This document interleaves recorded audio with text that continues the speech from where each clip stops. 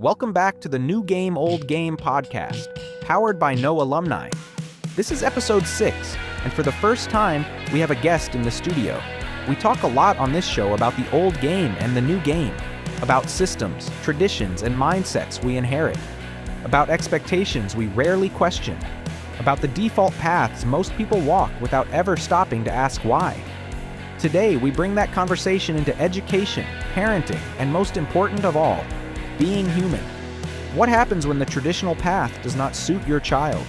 What happens when grades do not tell the full story? When curiosity matters more than compliance? When a teenager decides to build something real instead of just checking boxes? This is a conversation about alignment, courage, ownership, and about being real. About having the bravery to trust what you see in yourself and your own kids, even when it makes other people uncomfortable. Episode 6 starts now.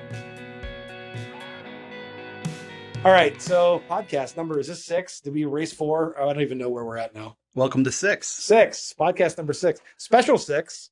Why is it special, Matt? We have a guest, our first ever guest. We're so excited. Yes, Sheila. Yeah. Sheila, want to introduce yourself briefly, I guess? I'm Sheila. Yeah. I have 2 adult children now. My youngest just turned 18 last year. And I'm here, I think, to talk about our unique journey. Yes, a little bit about education and your unique journey, which I think is exciting. So welcome to Olive Garden Studios. If you watched the podcast before, you kind of see with the... So I think, Matt, if this ever takes off and we have like the chance to really do an amazing set, it needs to look like a 1990s Olive Garden. Like that's where the podcast is. I'd like to record from an actual Olive Garden one day. Okay. Because I want the hot food and the cold drinks just pouring in. Okay. I mean, talk about sponsorship opportunities. And it shouldn't be if this takes off. It should be when this takes off. When it takes off. Our yes. first sponsorship or partnership Olive opportunity Garden. will be Olive Garden. Which is, I went, my second date with my wife, we went to Olive Garden. Okay. Could we have our people get the Olive Garden people on the phone? And then after People.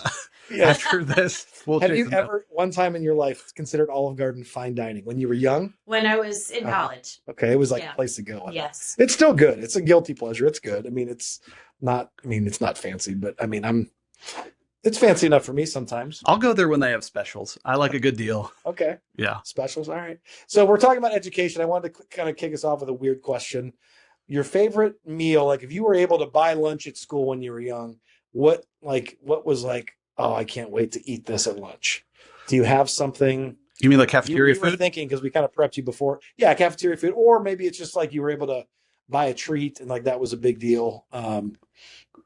So I can start if you want, unless you guys, if you got something. I have one, but Okay, go I'm for it. hesitant to share. It doesn't make any sense. Mine makes no sense. And it might only be a Pittsburgh thing.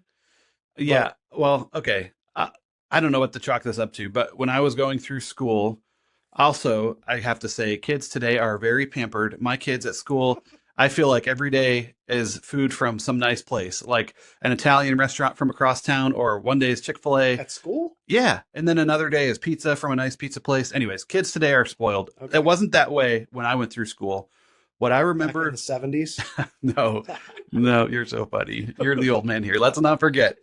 When I went through school, I remember loving Tuesdays because it was chicken patty day. Okay. And I just didn't miss that day. Chicken patty on a bun? Yeah. Those are good. It might have been the forerunner to Chick-fil-A. I don't remember Chick-fil-A being popular back at that time. So that doesn't make sense. But So just chicken on a bun. chicken, Patty. breaded chicken patty Tuesday. Mayo?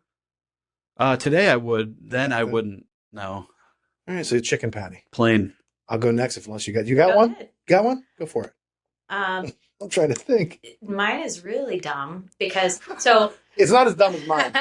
my mom was an amazing cook, so I didn't like any of the food at Okay. school. Okay, I makes didn't sense. have a favorite, but we had a Coke machine, and my Okay. mom did not buy soft drinks, Yeah. so that Getting was a my Coke out of the treat. machine. Yeah, That's a good one. That's not dumb. That makes sense. It's part of your story. That's a I think treat. it's good.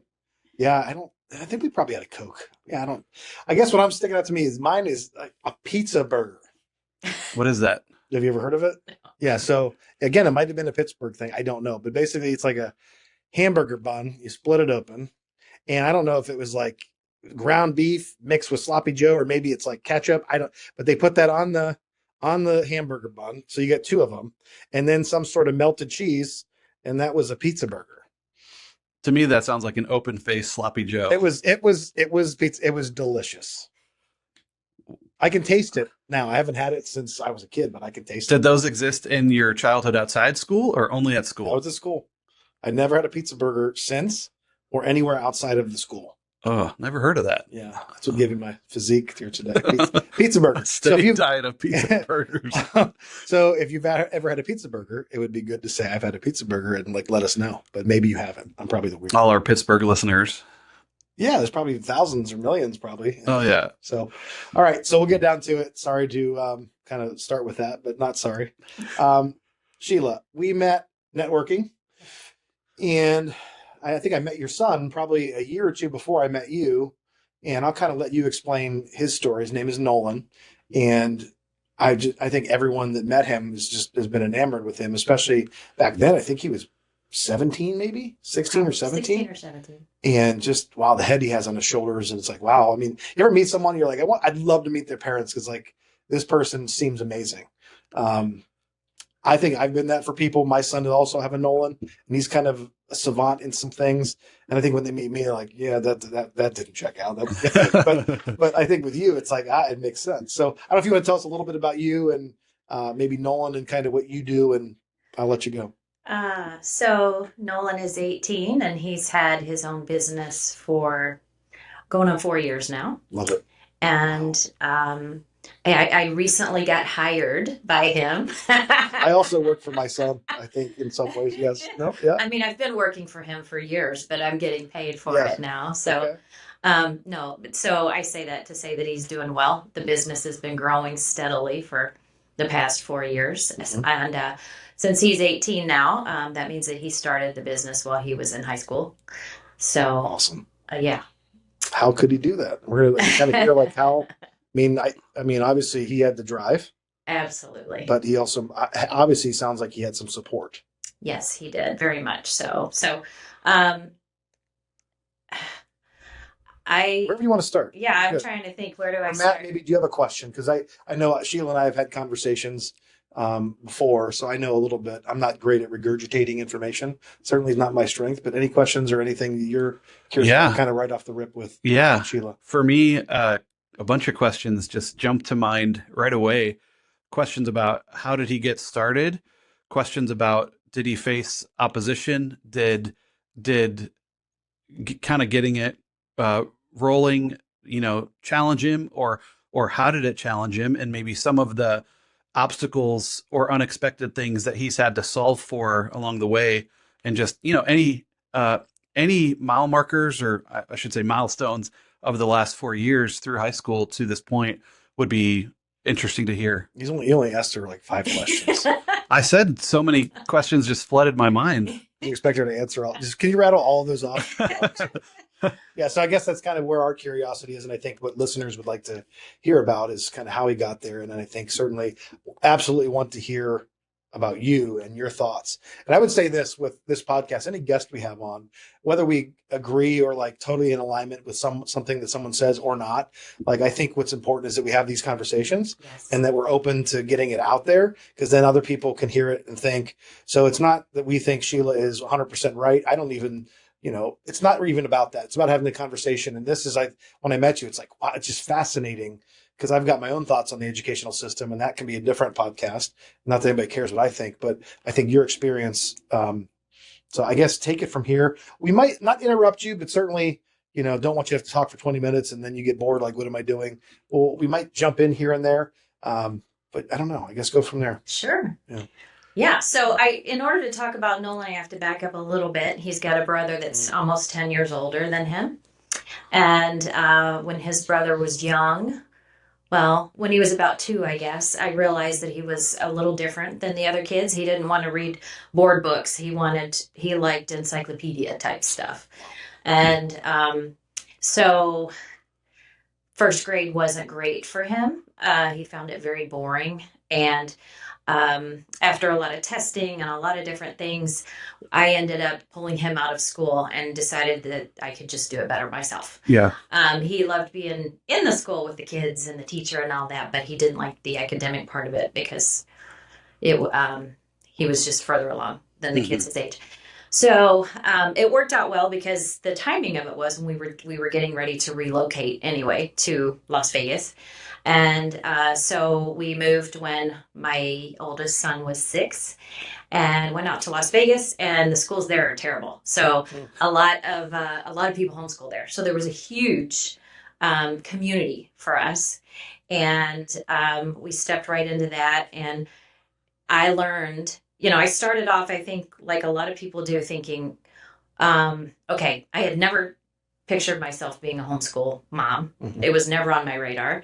It was a necessity. So I pulled him out and thought, okay, I need to make sure that I meet all the state requirements and do all the things that he would do if he was in school. So that's what I did. I ordered a curriculum, what they call like out of the box. So it was all put together for you. And did that for a little bit, I would say for a few months, and realized that really wasn't necessary. And it worked out much better if I just followed his lead. My husband and I are both chemical engineers, and so we ended up doing a lot of chemistry, even when he was in like second and third grade. And That's cool. he loved science, and he was a big video gamer. And so I ended up just kind of following his lead, and slowly dropped all of those old ideas of what I thought an education was. Mhm. And so we did that for a while. And then we moved back to Ohio when he was in 7th grade. And he said, Mom, there's not a lot of homeschoolers here, so I think I'd like to go back to school just so I can be with some kids. And I said, okay. So we started looking around, and we found a gifted school here that was amazing. And he had a wonderful experience there. And that really set him up. But the great part about it was, I think why it was so wonderful is because in that school, every child gets like an individualized education. Interesting. So Instead of the more institutionalized, everybody kind of gets through the same. exactly. Okay. So in some classes, he actually was taking, I think I remember in science, he was taking high school classes, which they didn't offer in the building, but he did them like online. So some of the kids might be working in one subject a grade below where their peers, Mhm. but then they might be a grade above Yeah. in a different subject. So that was a great experience, and he graduated from that and ended up going to a private high school in the area, and now he is wrapping up his PhD at the University of Toronto. He is an astroparticle physicist. Wow. So Can't even spell Can that. you explain that? No, I Give us can't. your theories. I can't even spell it, much less explain it. I already forgot what she said. That's how smart I am. But that's amazing. I mean, That is amazing. amazing. PhD. PhD, yeah. That's amazing. Yeah. So so that was a great experience, and I learned so much through that experience. Mhm. I learned what the whole idea of what we think homeschool is. Mhm. And the biggest thing is it's not repeating school at home. Mhm. And it's not necessarily mom or dad being the teacher. Do you think it is for some people? They Absolutely. just buy the box and Yeah. basically do what they would have done at school, but at home. Yeah. Okay. Yeah. I mean, You're very different than that. that's what I did at first, just because I Okay. didn't know any different. Right. But I learned Yeah. as we went. So with that experience in mind, when my second son came along, I had a whole library full of books, and I was so excited to homeschool him whenever he was. I mean, I don't know when you quote start homeschool. Learning Sure. starts at birth, right? Sure. So we were big readers, loved to just do everything through learning and travel a lot and that sort of thing. And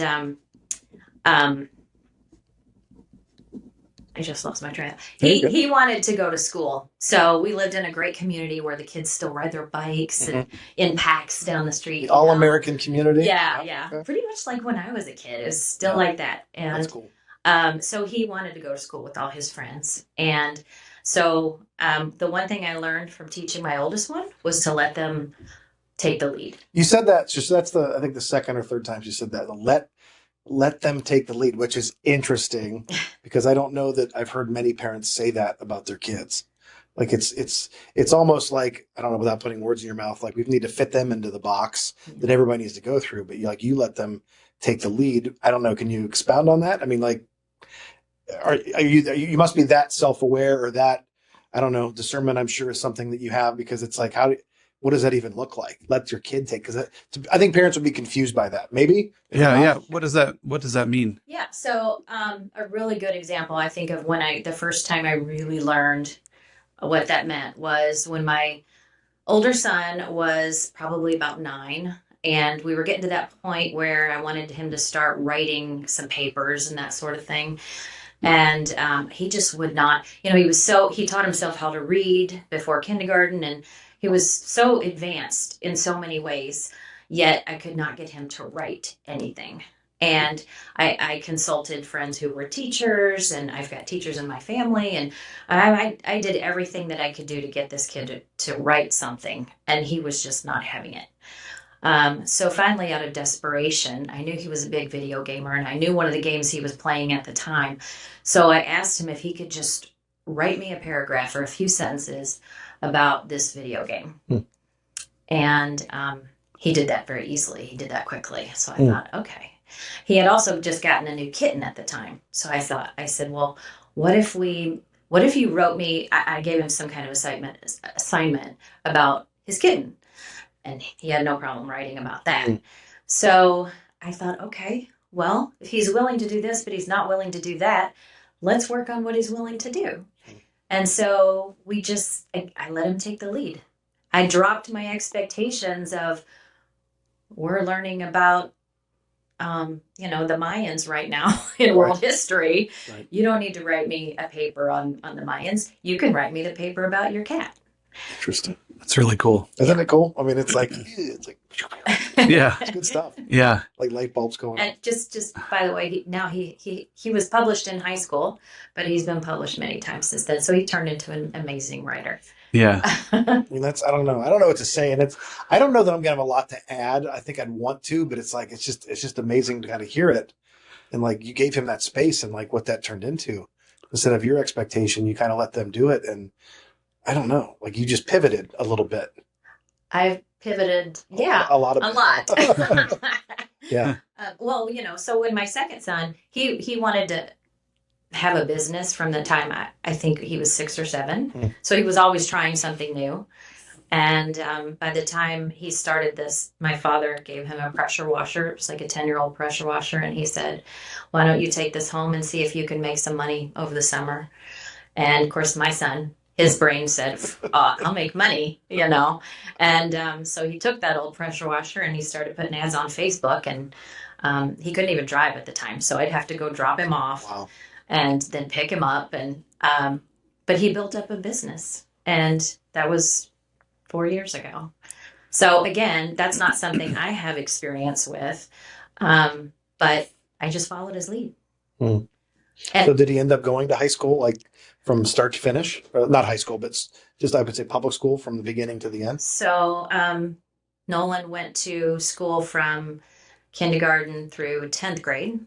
And then he was running the business, and he came to me one day and he said, Mom, he said, all I'm doing is, answering phone calls and Facebook, people who want him. I'm running the business from class and I'm not paying attention.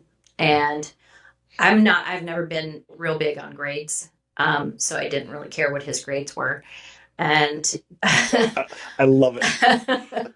I know my kids, and I know what they're learning and what they're not. And I could see that he was learning how to run a business, and he was learning math, and he was learning all these things. And I didn't really feel like he was missing out on those things in the classroom that he wasn't getting when he was on his phone. So, he didn't go back after 10th grade. After that summer, he didn't go back to school, and we homeschooled him. He was a registered homeschooler, and I considered running a business to cover all the bases with all of the subjects, which in homeschooling, it's not unusual to not do specific subjects like math, science. It's not.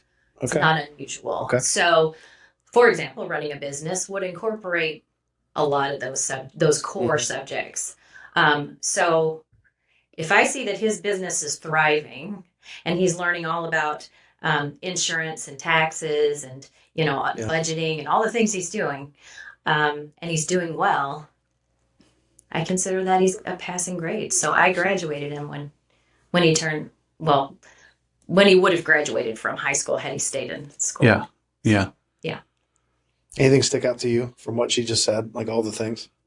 Well, you said something about grades that was interesting. Something like I wasn't too concerned with grades. Yes. And then you went on to maybe address that with your next comment, which I'm hoping maybe you could flesh out. But you started saying, I just know my kids.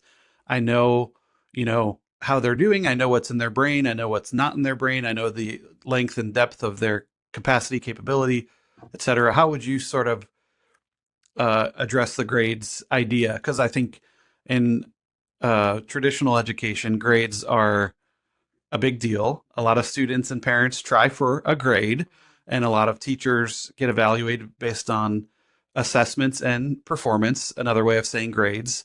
How would you sort of talk about your view on grades? So I think it started when I first started homeschooling my older son. I absolutely did the grades. I might have even had a red pen. The red pen goes back. Ooh, yeah. And I realized really quickly that grades were really demotivating for my son. At least I think that's true for a lot of kids. But he was motivated more by just following his interests. And so I learned that rather than giving him a test, saying, again, we kind of went away, not necessarily from textbooks. With my younger son, we weren't using textbooks. With my older son, he was more academic. He loved textbooks. But that doesn't mean he loved tests and things. So I spent time with him all day, every day. I reached a point where I knew I didn't need to give him like a written, unless I needed some kind of proof to show someone else, which that took me a while to let go of, because a lot of people ask for that proof, right? Yep. Even family members. Well, how do you know? He knows what he needs to know. Are you testing him? Are you doing this? It's like, well, and I used to say, of course. And I did all the paperwork and I kept it all. And then finally that was for everybody else. It wasn't for him. Yeah. So, knowing my child and spending as much time as I did with him, I didn't need those kind of things. Yeah. Yeah. That's So knowing your child, I think, is huge. And also, I think you mentioned something like when he got the power washer, the pressure washer, like he couldn't drive. So he also had your support. It seems like, if I'm like, what I'm getting is like they had your support, and I think they know that their mom and their dad like was supporting them, understands them. Like what it's a kid's dream to have, I think, have their parents' support, and also in a way put the effort for it to understand who they are. I mean, I don't know. I mean, does it get any better as parenting? I'm not saying, certainly I'm sure, I know I have regrets when my kids were young. I think we all probably have regrets of things that we could have done better maybe, but I'm not saying you do or you don't, but like, man, just the support, like you physically drove him to do the work. You probably didn't want to do it all the time. Or maybe she did. Well, and back in those days too, I couldn't put the pressure washer in my car because my car's too small. Okay. So we had grandma's car. Okay. And it was a little Toyota Camry that we had to like get into the trunk and then drive with the trunk open. It was a whole thing. You were really committed. I love it. Yeah. So I didn't necessarily want to do that all the time, but I absolutely wanted to show up for my son, and I could see his excitement at doing these jobs. And he felt, at 14 years old, he felt so grown up. Oh yeah. And he took it very seriously. And so, I wanted to support that 100%. Yeah. Yeah. What was the pushback like, or was there any pushback when he didn't go back to 11th grade after 10th grade? Were people on your block or in your family or maybe his friends or whatever, whoever, did you get pushback? Everywhere. Yeah. Family, neighbors, friends, you name it, They're like, well, what do you mean he's not going back to school? And then I would say, well, we're homeschooling. And then, there came the question, well, what does that mean? You have teachers? Yes and no. I mean, he had mentors who were local people who own businesses, who have been kind enough to kind of take it. One person in particular who's been kind enough to take Nolan under his wing and show him what it's like to run a service business. Because I've never done that. Yeah. My husband's never done that. So my husband and I support him in the way that we know how. But when other people show up who know more than we do in certain areas, absolutely, we invite that help. And we've had some really amazing people turn up. And so, yeah, I've had family members and such say, "Oh, well, he needs, but he's gonna." I forget how they asked about graduation, and I said, "Well, I had to educate them about Ohio law and how Mm-hmm. you get a diploma if you're homeschooled." Mm-hmm. And then the next question is, but he's going to college, right? Ooh, we're going to go there. I knew we probably would get there. So you were fighting not only the high school, but then it's like now it's Yeah. the expectations that others put on people that aren't even their kids. Yes. Yeah. Can you expound on that? So, and if you want to answer more about the pressures, but it seems like you kind of told them, and it's like, did it bother you that they were questioning you, or you're kind of just have the confidence like this, like, okay. Now, by then, I had homeschooled my oldest son for years, and before he went to high school, and that turned out really well. Yeah. So this was kind of round 2 for me with my, Mhm. 10 years later, and I wasn't worried at all about I knew that they didn't get it, so it wasn't going to upset me. Yeah. It got annoying. I mean, you get tired of hearing it. Yeah, it's like, okay. But, So Matt and I've talked about. Matt has a college degree from the real Notre Dame, not the one in Ohio that went defunct. We found that out. So the real Notre Dame, the little fighting Irish. Little. He's a little guy. Like the mascot's a little guy. Okay. It's not. They don't have a 7-foot mascot. He's a little guy. It's called a leprechaun. The leprechaun, the little guy. I didn't get a Notre Dame right. I've been there, but You and your pizza burgers. oh, so good. So that the college, you threw me off the college thing. You went to college. yes. Your oldest son obviously went to college, getting his PhD. Yeah. Your husband, I assume, went to college, Yes. and the whole college thing. So I would think this: most people, when you have that background, you expect, well, then you're going to do that as well. And I'm not going to answer for you, but so you started like, what about college? Let me kind of let you take off from there. But I think I would expect that to be almost pushed, forced, or an expectation as a parent, like, well, you're doing this. Yeah, you got your business, but you're doing this. And maybe just take that. Go ahead. And my twist on this question, which is said a little differently, but I think it's at the same root. Is it more eloquently? No, it's just a different angle of entry. I think I've been curious to ask who or what impressed upon you the impulse to let your kids kind of lead in the ways that you've talked about, or what impressed upon you the importance of following their interest as opposed to following something else. And in this case, that something else maybe would be tradition, or maybe would be what you did or what your husband did. So, Greg's question, to recap, was, what about college?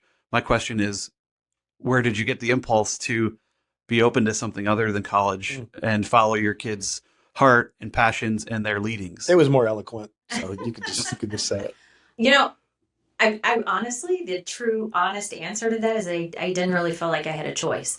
I had 2 kids that were born, I don't know what the word I'm thinking of, which doesn't feel quite right, very willful. They know who they are and what they need. And anytime that I have tried to put them, steer them into my agenda, or if I've seen someone else try to do that to them, they are not having it. Mm-hmm. And it doesn't matter if they're 18 or 27 or 5. Mm-hmm. They've always been that way. So I learned pretty early on that it was just better.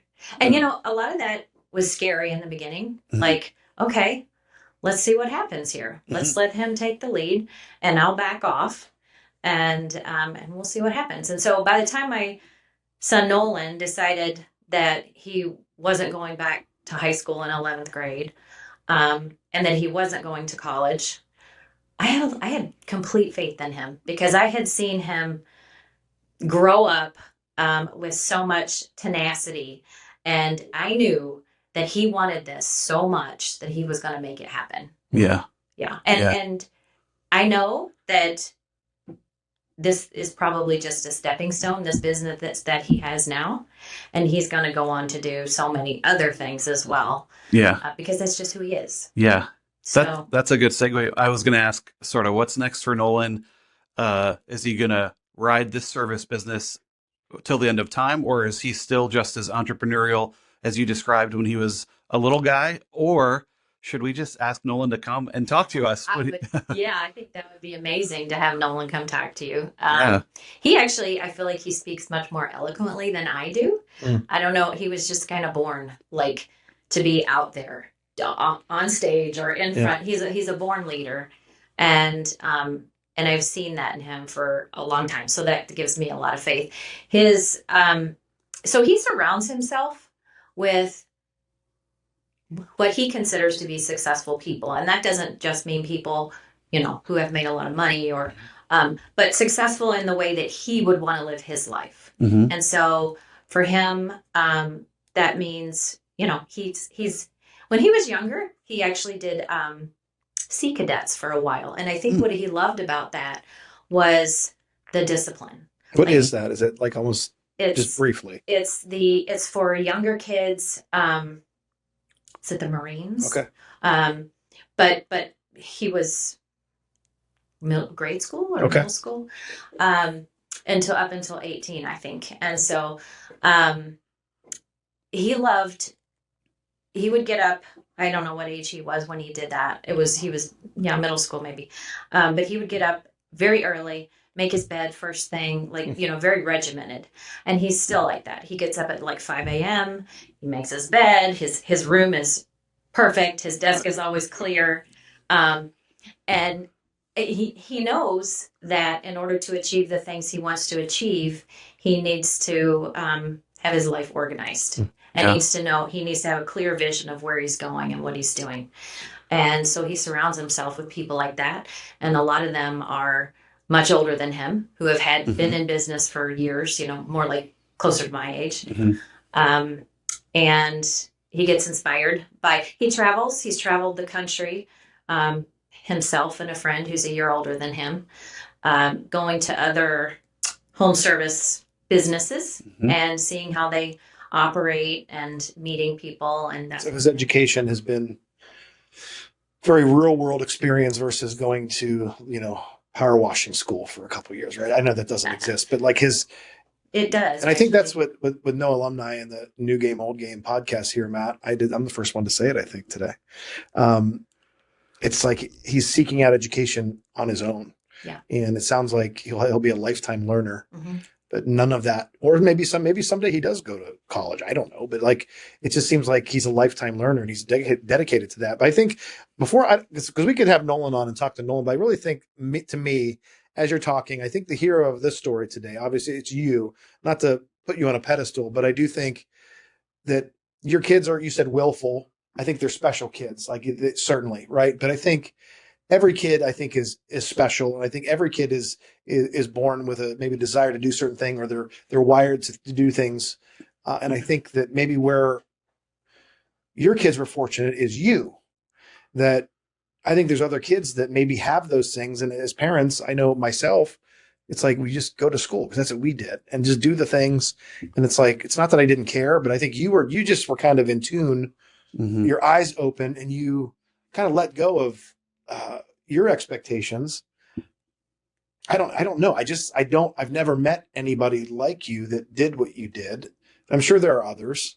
And I think hopefully, and I know we don't have millions of viewers at this point, but I would like for your message. I want people to hear it. I know this small way we're doing it today, but I don't know. I just think, man, if parents just kind of listened, I think you might cause some regret in some parents by what you said. And that's not the reason you're doing it, or not the reason we're sharing it. But I do think, I don't know, you just seem to, I'm rambling. I think parents make it harder than it has to be. If we think that if we control everything, that our kids are going to turn out whatever, okay, they're going to be successful, whatever that means. Successful by our definition of successful. And really, it doesn't have to be that hard if we can just step back and say, okay, what are you good at? What are you naturally good at? Mm-hmm. What are you interested in? And start with those. And I think it's also important to determine their learning style, because that's one thing I learned homeschooling my oldest son. My learning style was different than his. So when I was trying to teach him and it didn't land properly, I struggled for a while until I realized that, oh, the way I learn isn't the way he learns. Mm-hmm. What's the way you learn? I'm a visual person. Okay. And I just have to visualize everything, and I see the big picture. Mhm. He has to do. Okay.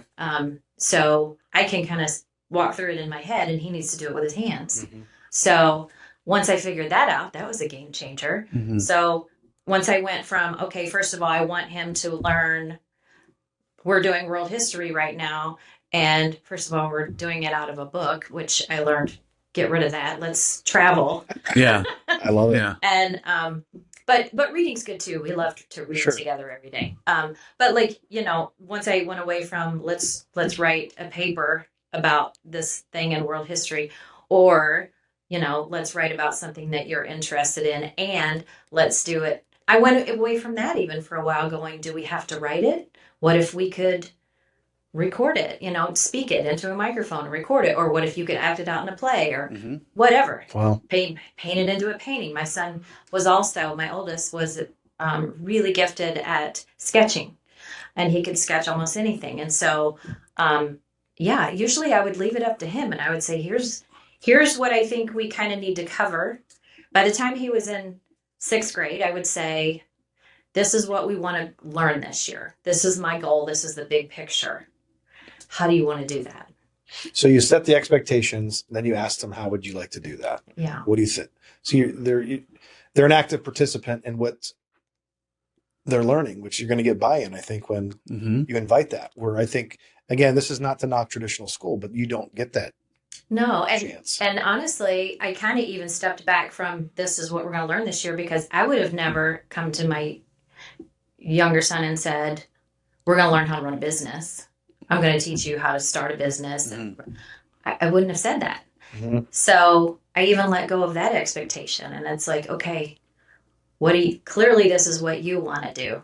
So I'll step back and let you drive the bus, but I'm here for whatever you need. Mhm. So like, yes, I will drive the car because you can't get yourself there. Yes, I will put my name on all the paperwork because you're a minor, all that kind of stuff. But for all intents and purposes, every decision was his, even if I didn't agree with it, or if I knew it wasn't a good idea. Because it's all part of the learning. Say that again. That's going to be a clip, Matt. One of those clips you have on YouTube, or your computer, your magic computer does. So what did you can you say it again? Maybe not. We already have the magic, but it was good. Like so even if you knew it was a bad idea, you let them figure that out. So in running the business, and we're kind of past that. I don't really give my opinion too much at this point. He's doing really well. But in the beginning, if he would have an idea and I would think, oh, that's a really bad idea, or that could end up kind of disastrous. Yeah. I might, depending on how serious it was, I might, but even if it was very serious, I would never say you can't do this or you have to do this. Okay. I would say, okay, here's all the information you need to know, you need to have to make a good decision.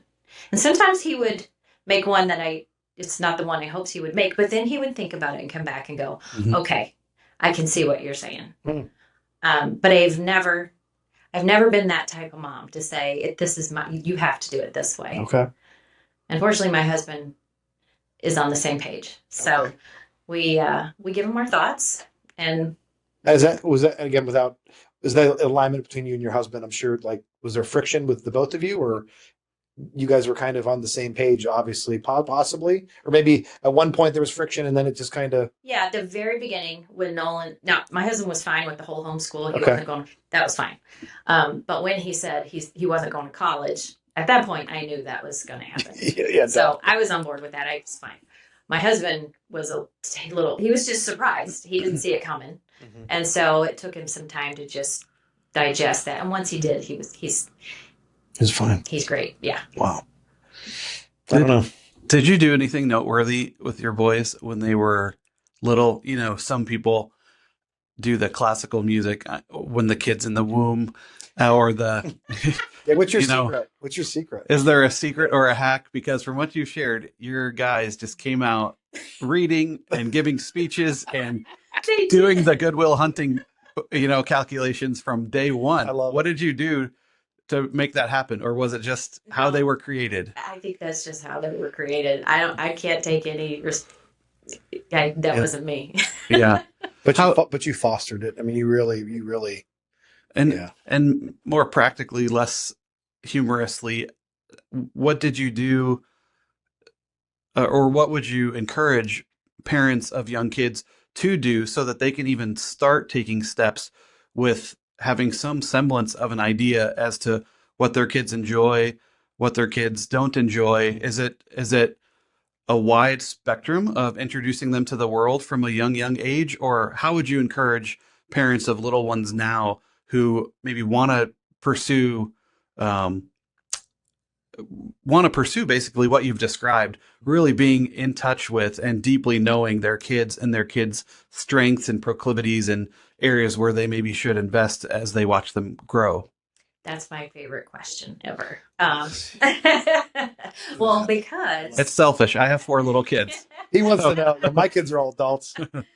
I love that because, it took me many, many, many years to learn the answer to that question. And it's really, if I could go back to the beginning with what I know now, it's all about letting go of your own expectations, because that's not about your kids, that's about you.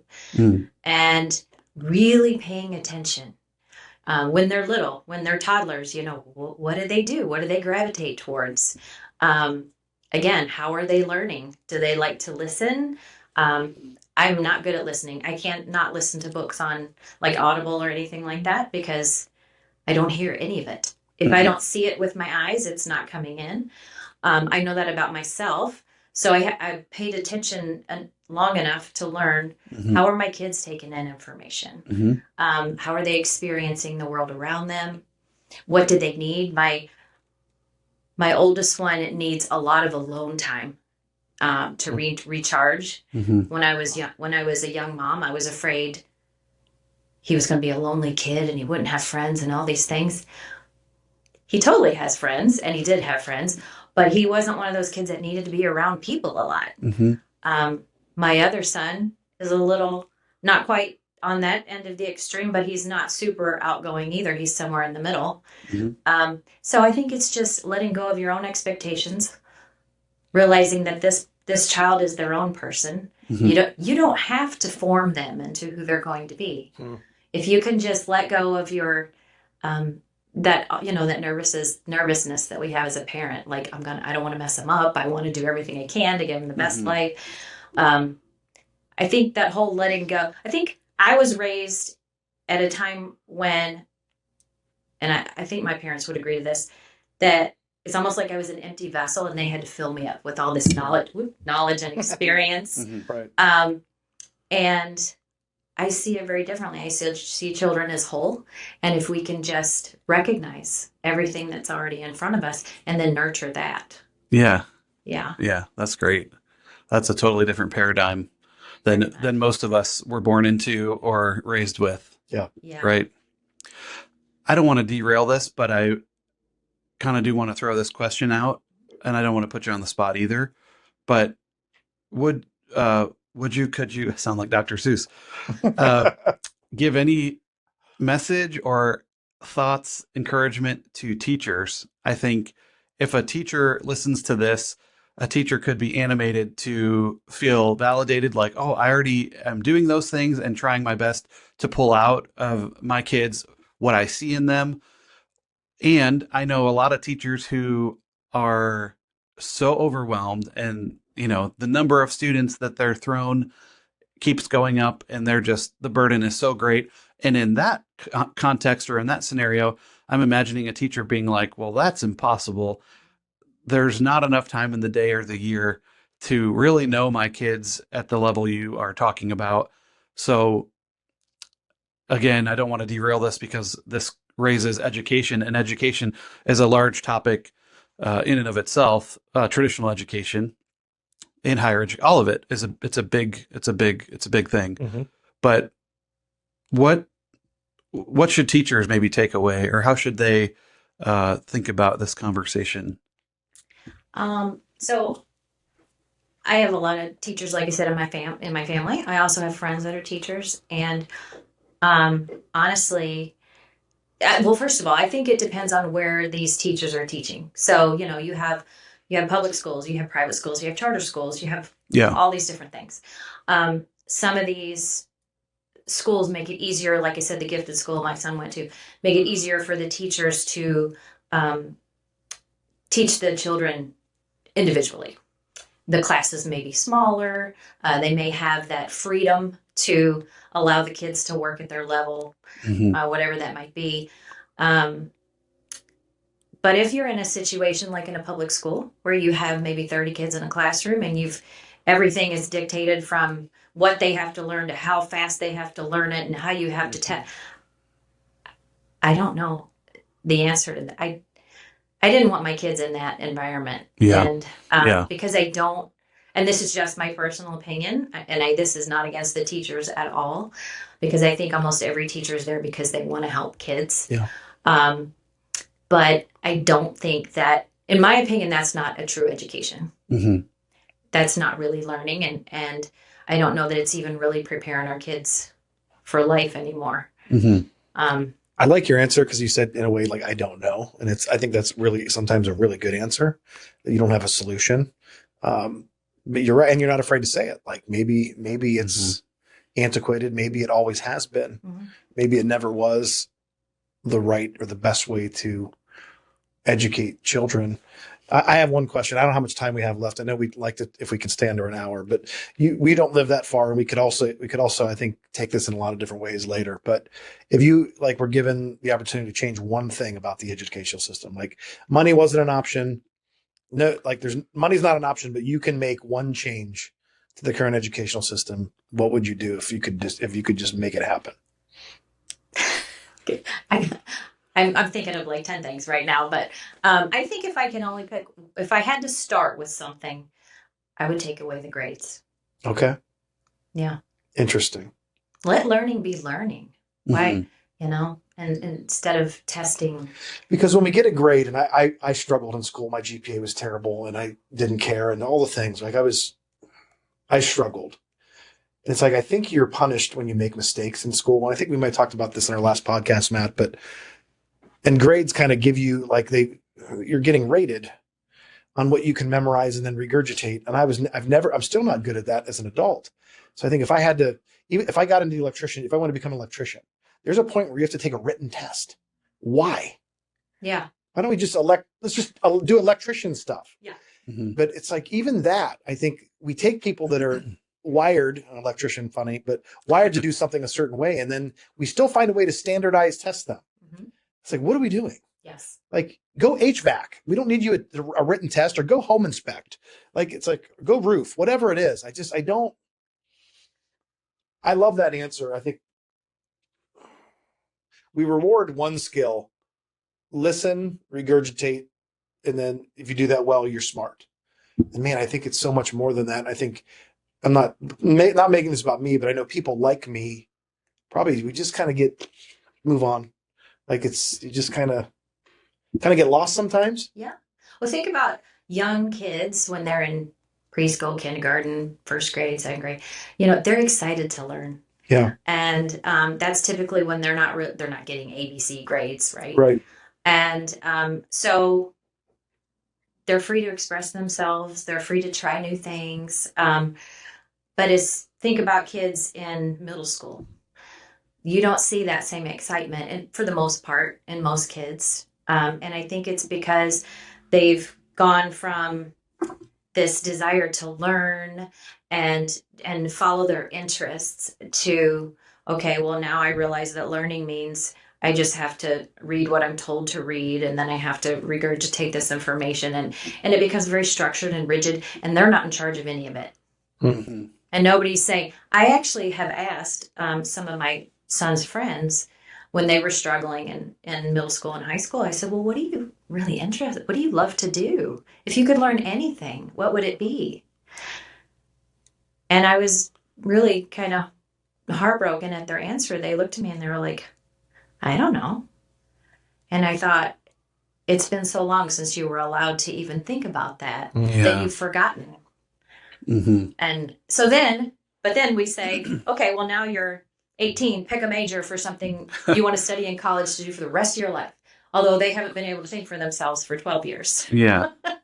Well, It's like good, right? I told you Sheila's she's amazing. It's like the light switch got turned off, like, and jarringly, and then turned back on. Go to college, figure it out. Yeah. Set your vocational direction, and just you're on your own.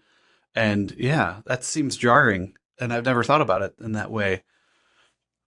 Yeah. Wow. It's interesting. So and I think this is probably a good place to end, just because I think there's a lot of thinking to do. Maybe we'll get some questions, and would love to maybe have you on again. Maybe maybe more of a regular guest. But I think the education, this whole angle, it's just very different. I knew when speaking to you, like, you'd bring a lot. It's just there's just a lot to kind of stew on and think about. Can I ask a final question? I already had the final question, but Matt always has to have the final answer. No, and the final. Go for it, Matt. you get. You get the final question. You can have the final word. I'm just kidding. One thing, Sheila, you said at the beginning that I loved was learning starts at birth. And I think by implication, you're a proponent of lifelong learning. What's something or a couple things that you're currently doing in your own life, maybe in your own work, to promote that principle, or to stay curious, to stay alive in your own learning journey? Is there something or things that you do that keep you activated as a lifelong learner today? Absolutely. So first of all, I've had many businesses over the years. While I was raising my kids and homeschooling and doing all these things, I'm always learning something new. But I'll tell you something I'm doing literally right now. This week has been my first week working for my son, and I have been shocked at how nervous that I've been. I've had businesses. I have an engineering degree. I've done a lot of hard things. I couldn't believe how nervous I was to answer the phones for him. Mm-mm. Because I felt like, engineers are not famous for being great communicators. Yeah. You're good though. You're better than most though. Yes. So there's that. And I want his business to succeed, and I don't want him to lose customers because of something I do or say on the phone. So it's been a lot of pressure, and I just keep telling myself, you're learning a new skill. Mm-hmm. It's just like anybody else. Yeah. And just because some people have even told me, they're like, you're answering the phones. Like, he could hire somebody to do that. I'm like, but I'm his mom, and I would love to do it. And he trusts me, and I'm going to do my best. So I feel like just learning how to answer the phones in his business is a huge learning curve for me right now. It's cool that, like, you're not too good to do it. Oh, I'm this. I'm not going to do that. I would never do that for you. You're excited to do it. You're kind of. It's like you're enjoying the journey with him, and what a special thing. Yeah. I think in a different way with my son. My oldest son with work, we get to work together. But like, what a cool thing you guys are. I would say it's pretty rare. It is so cool. We actually. We have a shop and an office and everything, but we share an office, and our desks are right next to each other. And he's out doing estimates a lot, but still, we spend a good amount of time there. And I'm just amazed at how well we work together. And he treats me like he's the boss and I'm the employee, which is what we are. And it's amazing. But again, more learning for me, how to take orders from him and all that stuff. So absolutely. That's really cool. This has been so. Do you think we could have Nolan and we never caught his name, but the astroparticle physicist on the podcast someday? Well, maybe, Matt. We gotta get bigger. Yeah. We have to What's his name? Toronto. His name is Mason. Mason. Okay. And he lives in Toronto right now. So it's just a short boat ride away. Boat ride to Toronto. Right? It's been a while since I've been on a boat ride to Toronto, but yeah, you're right. You could get there that way, sure. We usually drive, but yeah. But this was great. No, it was great. It was better than I thought it would be. So thank you for taking Thank you. time. And I'm curious to see, I don't know, I want to hear your story grow and just more people hear about it. So I know this is kind of it's a little podcast at the moment, but man, anything we can do to help your message. And you've been a huge supporter of No Alumni and this podcast. So I want to just thank you for that. And you're inspiring, and your family is too. Mhm. So Definitely. Thank you so much. Thank you. It's Are we been a outta pleasure here? to be here. We are. I just interrupted her. Wonderful. She was so That's nice. your and kind. specialty. We love to thank our listeners Yes. here at the New Game Old Game podcast. What about the like, comment, subscribe? Did I just do it? Don't forget it. Don't forget it. That's See it. ya.